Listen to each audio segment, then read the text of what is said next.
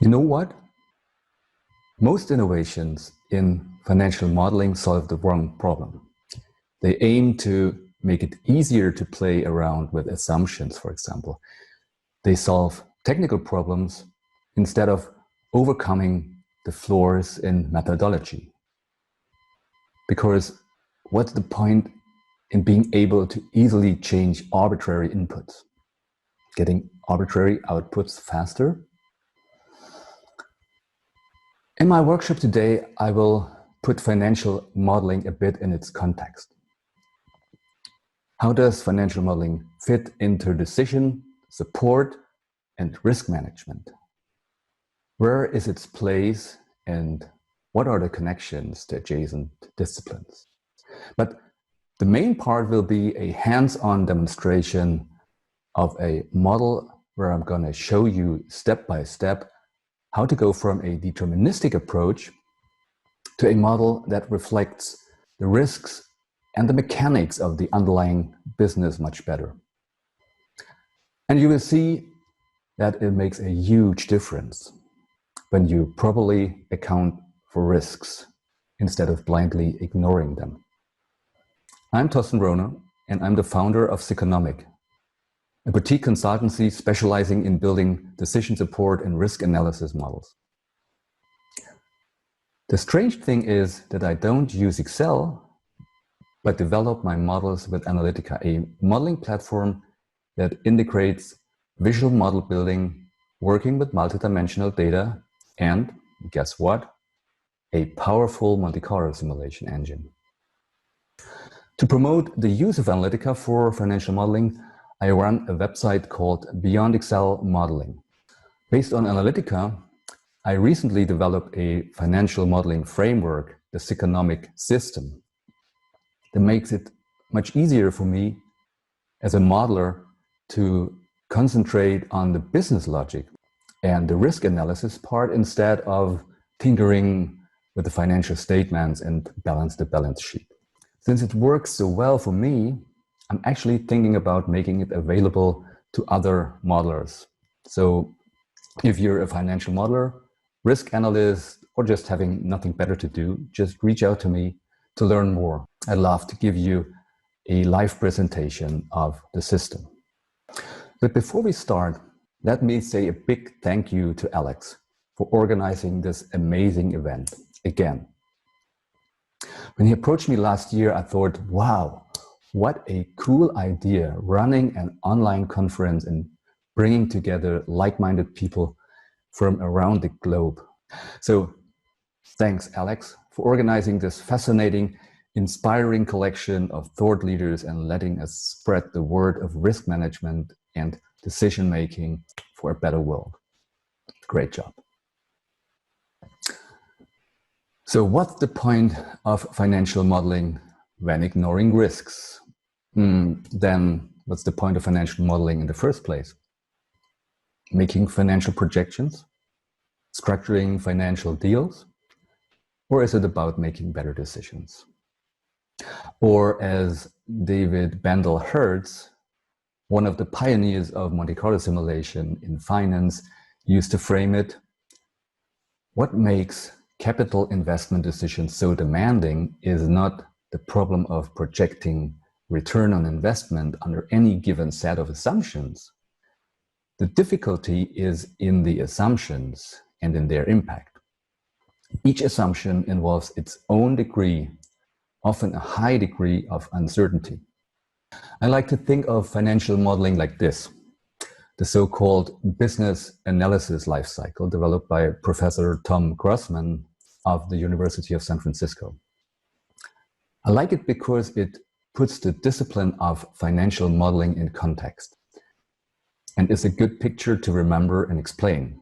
So the idea is that you have a certain business situation in the real world, being it a big problem to solve or an important decision to make. To help management gain insights into the situation and help them make better decisions, you build a model. The model is like a sandbox where you can safely play around and experiment without doing much harm until you know what you should do with the real thing. In your model world, you ideally start sketching out a conceptual model as an attempt to understand what a problem is, what decisions to make, what information you need, and how this all fits together and relates to each other. Then you typically fire up Excel and start building the real calculation model. As I said before, this is where financial modelers typically spend the bulk of their time. Only little on conceptualizing and other esoterical stuff, but really heavily on doing spreadsheet wizardry. Once you're done with the model, you can start analyzing model behavior. You're doing sensitivity analyses, scenario planning, or other what-if stuff to test how model outputs change if assumptions differ. I mean, don't get me wrong, playing around with inputs to see how the model behaves is a great way to better understand the model and to test if the model delivers plausible results even for edge cases. I do this all the time while developing a model. But let's be honest, this is the farthest one does typically go. Probabilistic modeling, Monte-Carlo simulation, yuck. No one in management would understand if we'd come up with a range of possible results, right?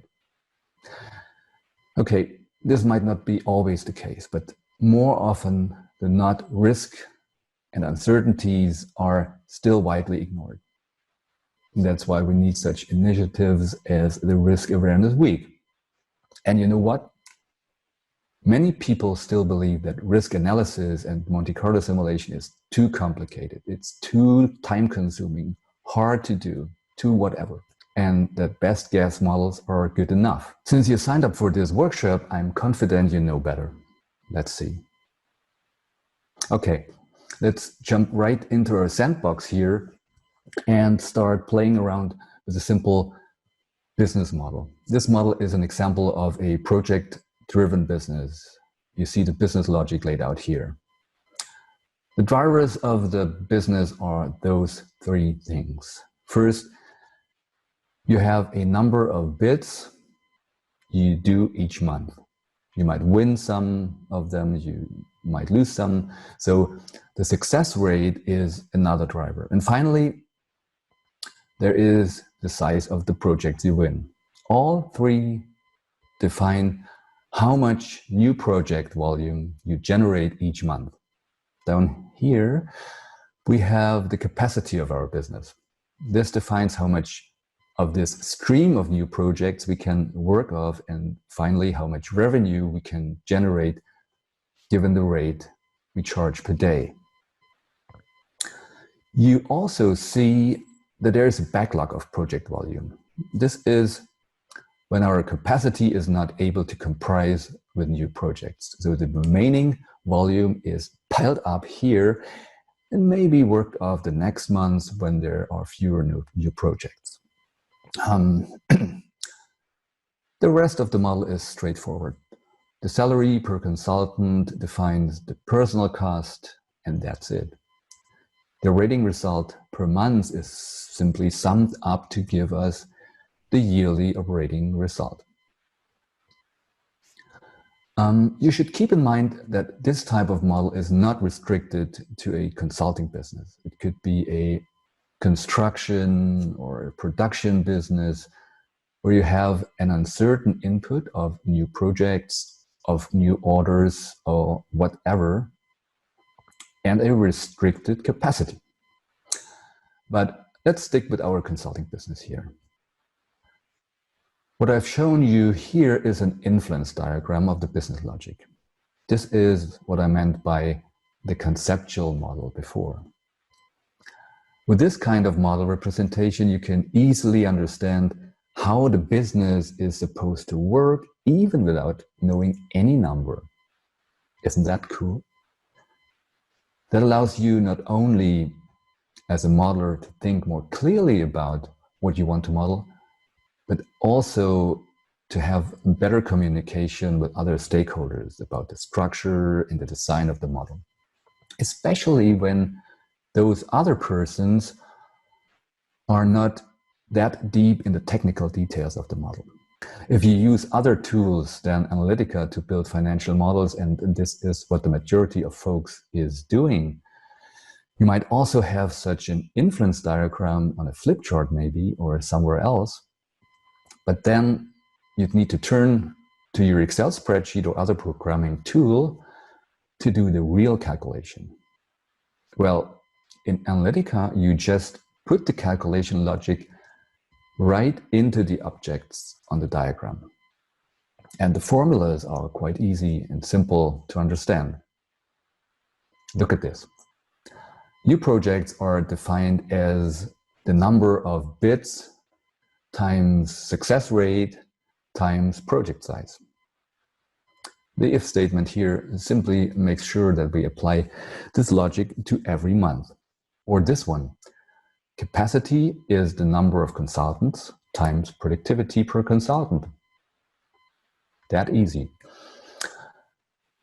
And even a more complex dynamic logic to calculate the project backlog over a month is easy to understand. Let's try it out. This is the dynamic function in Analytica. It simply tells the machine how to calculate each value along a dimension. In this case, the dimension month. And it basically has two parts. One to define the first element, and the other to define each element thereafter.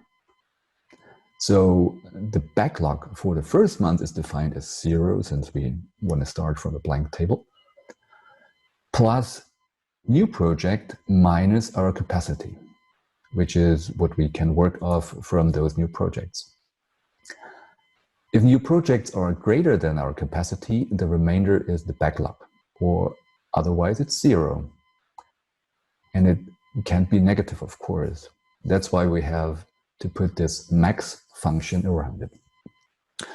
Then for each subsequent month, we just need to extend this logic to account for what's the backlog from the previous months. That's pretty simple, right? And the same kind of logic is applied to calculate the actual project days processed. For the first month, it's just either the volume of new projects or the capacity, whichever is smaller. That's why the min function here. And for the following month, add the backlog of the previous month to the new projects. The rest of the calculation is straightforward, just some multiplications or a plus and minus, and a bit of summing up over months to get to the yearly total. Now, with this calculation logic in place, you typically go on and use some best guess numbers for inputs. These little guys here to the left where the model starts. If you have historical or industry data, you might use some kind of average. Say you figured out that you typically make 15 bits per month. So you put this number in. The same thing with success rate. Say you have an overall success rate of 20%. And again, project size is typically, let's say, 50 days. So that's it. Let's check out the results. Oh, and by the way, what you see here is the result for a range of possible numbers of consultants. This is because we defined this variable not just as a single number, but a list of values. And let's assume this is what we want to answer with our model. What is the optimal number of consultants? So in our single value deterministic case, we should come to the conclusion that we need exactly 10 consultants to get the most out of our business. But wait, what if our assumptions turn out to be different?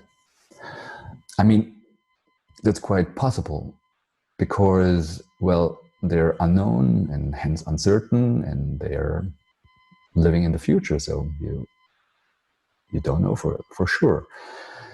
Okay, then let's define some variations around them. Let's define a best case or a worst case around our base case assumptions, right? To save us time, and because I knew I would give this workshop, I have already prepared a new version of this model with these cases. By the way, in Analytica, it's quite easy to add new dimensions to an existing model.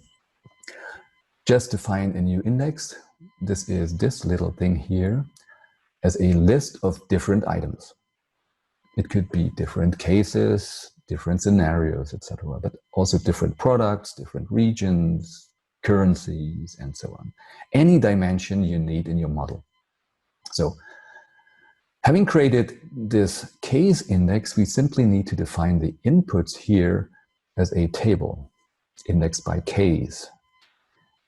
And here you have the new case values for all assumptions. And by the way, you don't need to make any changes to the calculation logic. You see, the formulas stay the same even if we now run the model basically 3 times, one for each case. So here are the results. Okay, what does that tell us? When assumptions go down, results also get worse. And when assumptions get better, we don't see any improvement until we reach a capacity threshold, obviously. This is a typical pattern for nonlinear business models. Basically, every time you have capacity restrictions, you'll find this pattern. For our decision problem, it seems like in the best case, we could increase the number of consultants at least to 15, maybe even more, before our capacity might outpace the volume of new projects. And in the worst case, we might want to reduce the number of consultants probably below 8. Is this of any help for the decision maker? Well, not really. It just tells if everything goes extremely well, we should hire like crazy. And if things go extremely south, we should better lay off people. Now, that's what we've known before, right? So that's no surprise, because this kind of analysis, which is found quite often in financial models, inherently presumes that everything bad happens at the same time in the worst case scenario, while everything is perfect in the best case. And we all know that this is extremely rare.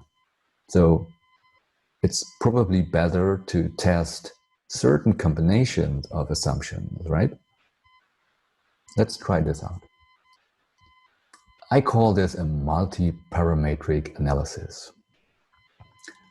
Here we have the same model with the same variations for our inputs, but this time these are not tied to specific cases, but treated individually.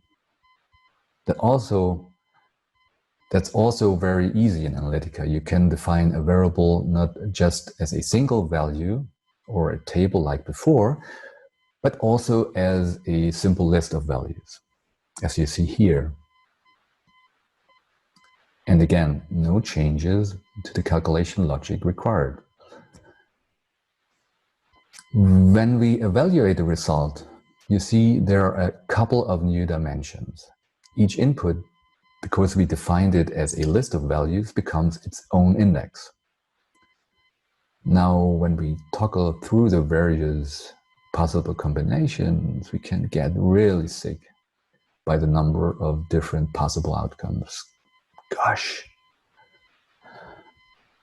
I don't know how you feel, but I'm actually more confused than before. The reason for this is that even in this tiny little example here, we have 3 times 3. This is 27 possible combinations. I've separated these combinations here to put them next to each other so you can see what happens. Every line here represents a possible combination of the input values. And each line might have its individual optimum value for the number of consultants. The only thing you can really see from this analysis is the potential solution space, as a mathematician would put it. And that's all you can find out using deterministic sensitivity analysis. We can't tell how likely every possible value is, but that's what we really want to know, right? So here comes risk analysis. Basically, what we're doing with quantitative risk analysis and Monte-Carlo simulation is putting a likelihood or a probability to each value of an input. That's why we call this probability distribution. Now let's see if we get better results if we use a probability distribution for each input instead of just 3 distinct cases. Here's the same model again. This time you might notice the different shape of the inputs. This comes because in Analytica, when you define a variable as a probability distribution, it automatically depicts this object like this, as an oval. This way you can easily spot uncertain variables in your model diagram. Now when we look at the definition of bits, you see I used a log normal distribution with a mean value of 15 and a standard deviation of 2. Rounded so we get whole number. The distribution looks like this. You see, with these parameters, it could be roughly anything between 11 and say 20. The point here is not the exact shape and size of the distribution. This is purely made up by me for this example. In the real world, there are various techniques to determine these distributions, but often, if you do the risk analysis right, the edges of the distribution go beyond what you typically consider best or worst in your parametric analysis. I also changed the model a bit in that I used a binomial distribution for successful bits. A binomial distribution is typically used when you have a number of individual independent trials. This is the number of bits per month in our case, and a probability of success. This gives us the distribution of successful bits. So for successful bits in our model, everything is possible from 0 to say practically 7. Finally, for project size, I also used a log normal distribution. Now, let's check out the result. And did I mention that you don't need to touch the calculation logic in the model? Wow, holy crap. That doesn't look any better than before. Even more possible combinations. But that's what the Monte-Carlo engine is actually doing. Drawing random numbers from input distributions and calculating the model 1,000 times, for example. But wait, there is relief. Some combinations are more likely than others, or technically, some values appear more often than others in the simulation. That means we can build a probability distribution for the result in the same way we have it for each input.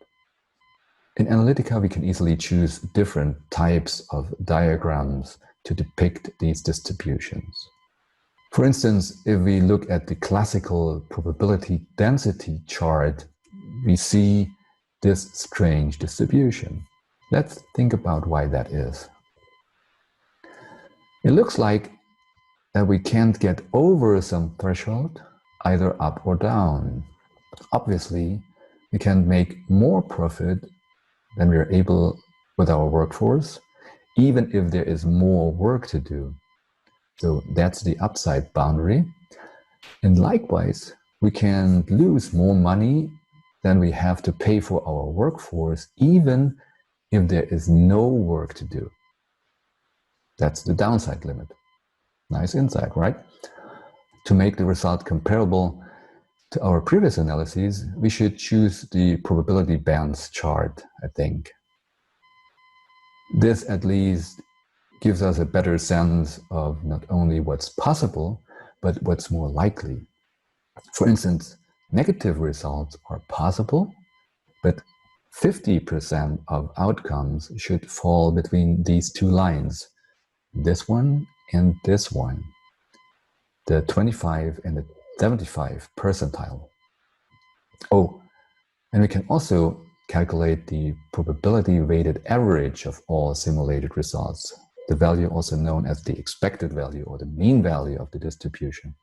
That's probably one good measure we'd use to determine the right size of our workforce. And here, we'd rather go for 12 to 14 instead of the 10 consultants the deterministic analysis had suggested. So that's how including risk could change our mind. But wait, there's more. You might have noticed the title of the model read Naive Risk Analysis. I call this naive because we just replaced the single value in the assumptions with a distribution without thinking any deeper about the model itself. Let me show you what the problem is, and it has something to do with this quote. A theory should be as simple as possible, but no simpler. And I think in this case, it is. So here I added this compare node so we can see the simulated values next to each other. When we click through the simulation scenarios, we quickly realize a profound flaw in our model. Obviously, in each simulation, we use the same random number for each month. That means we inherently assume when we have a low number for bits, this number will apply to all months of the year. But that's not what we wanted, right?